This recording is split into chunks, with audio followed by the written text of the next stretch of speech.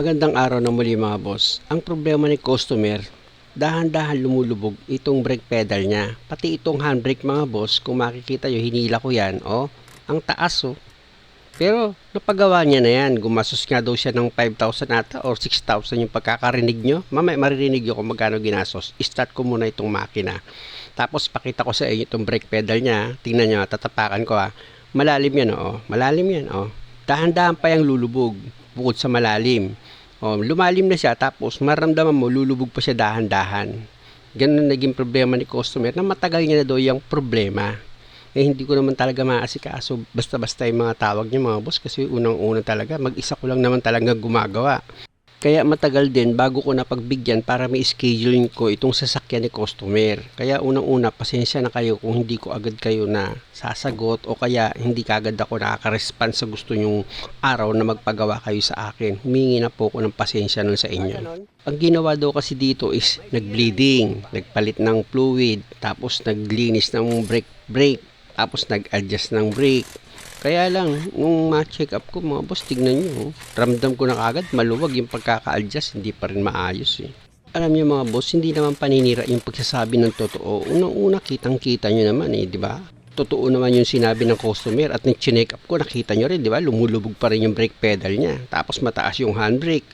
Totoo naman eh, wala namang paninira dun eh. Ang paninira, yung gumagawa ka ng kwento na walang katotohanan. Ayun talaga yung masama. Gamit ako ngayon ng ball hammer mga boss, paluin ko itong brake drum ha. Pag nakalug yan, luluwag yan, hilahin ko itong brake drum niya. Tapos, itong brake shoe, lilihahin ko yan mga boss, uulitin ko lang naman yung ginawa. Lilihahin ko yan, kabilaan mga boss. At pag naliha ko na yan, pati itong brake drum niya, kung makita nyo, ang dumi pa, di ba? Nakita nyo naman eh. Lilihahin ko rin itong brake drum niya para matanggal lang yung mga kumapit na kalawang at yung mga alikabok na kumapit, matanggal. Tapos gagamitan ko ngayon yan ng brake cleaner. Tingnan nyo yung brake cleaner na natira sa kanya, meron pang natira, yan pa yung ginamit ko, di ba? Pati yung brake shoe mga boss, gagamitan ko rin yan ng brake cleaner, lilinisan ko rin yan. Nakita nyo, luminis na yung wheel cylinder niya. Tapos pupunasan ko ng basahan yan mga boss, para luminis talaga siya. Siyempre dapat yung gagamitin yung basahan, malinis ha, hindi yung marumi. Dito rin mga boss, pupunasan ko rin itong brake drum niya, kung makikita nyo, di ba? Pag malinis na yan mga boss, ilalapit ko itong camera. I-sprayan ko ng penetrating oil itong brake adjuster para hindi ako mahirapan mag-adjust. At sa pag-adjust naman ng mga brake mga boss, huwag naman yung masyadong mahigpit. At kung maaari, dahan-dahan lang yung pag-adjust nyo. Di ba? Umulit kayo gaya ng ginawa ko mga boss. Di ba? Medyo maluwag pa siya sa pakiramdam ko. Kaya mag-a-adjust pa ulit ako dyan. Kasi pag binigla nyo yung mga boss, ganun din naman eh. Ibabalik nyo yung pag-adjust nyo ng brake. Di dahan-dahan na lang gaya ng ginawa ko. Ibabalik ko na ngayon ulit yung brake drum nya. Pag naibalik ko na yan, maramdaman nyo naman, medyo kumapit na ng kaunti yan. Tapos napipihit nyo siya. Pag ganyan mga boss, okay na yan. Pwede mo nang ibalik itong screw niya ngayon. Diba? Pag ibalik mo nga lang itong screw niya, higpitan mo nang maayos yan. Pag mahigpit na siya mga boss, i-check mo ulit itong brake drum nyo kung tama ba yung higpit niya. Pag medyo mahigpit, paluin nyo lang yan. Wala lang yan sa balance itong brake drum. Diba? Okay na siya. Umiikot na itong brake drum. Pag ganyan mga boss, pwede mo na ngayon ibalik itong gulong niya. Sa paglagay naman ng gulong mga boss, yung mga nut niyan, sisiguraduhin yung maayos yung pagkakahigpit nyo para hindi kayo magkaroon ng problema sa bandang huli. At pag okay na yung pagkakahigpit mo ng gulong mga boss, dito ka naman ngayon sa kabilang side. Syempre naman, una mong gagawin dyan, tatanggalin mo ulit itong gulong gamit itong impact rails mo. Pag natanggal mo na itong gulong mga boss, gagamit ka ulit yan ng Phillips screw. Ang problema mga boss, wala nang screw dito sa brake drum niya.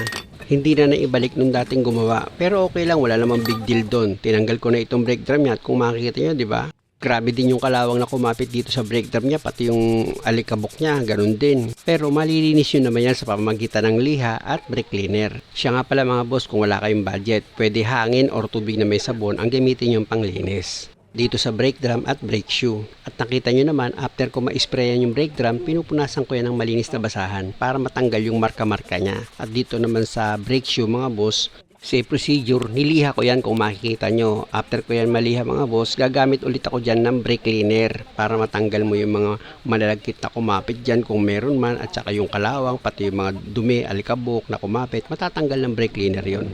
Tapos gamit itong basahan, pupunasan ko itong brake shoe pati yung back plate nya para siguradong malinis siya. At bago ako mag-adjust dito sa brake adjuster, nakita niyo naman, inisprayan ko ng penetrating oil yan. Tapos gamit itong flat screw, i-adjust ko ngayon itong brake adjuster niya. Gaya ng pag-adjust mga boss, ano, yung sinasabi ko sa inyo, pag nag-adjust kayo, dapat wag masyadong kapit itong brake drum dito sa brake shoe. Di baling umulit kayo ng pag-adjust mga boss, para sigurado kayo na tama yung pag-adjust nyo. At pag binalik nyo itong brake drum, itapat nyo yan sa paglalagyan nyo ng screw. Katulad nito mga boss, ano, medyo maluwag pa siya.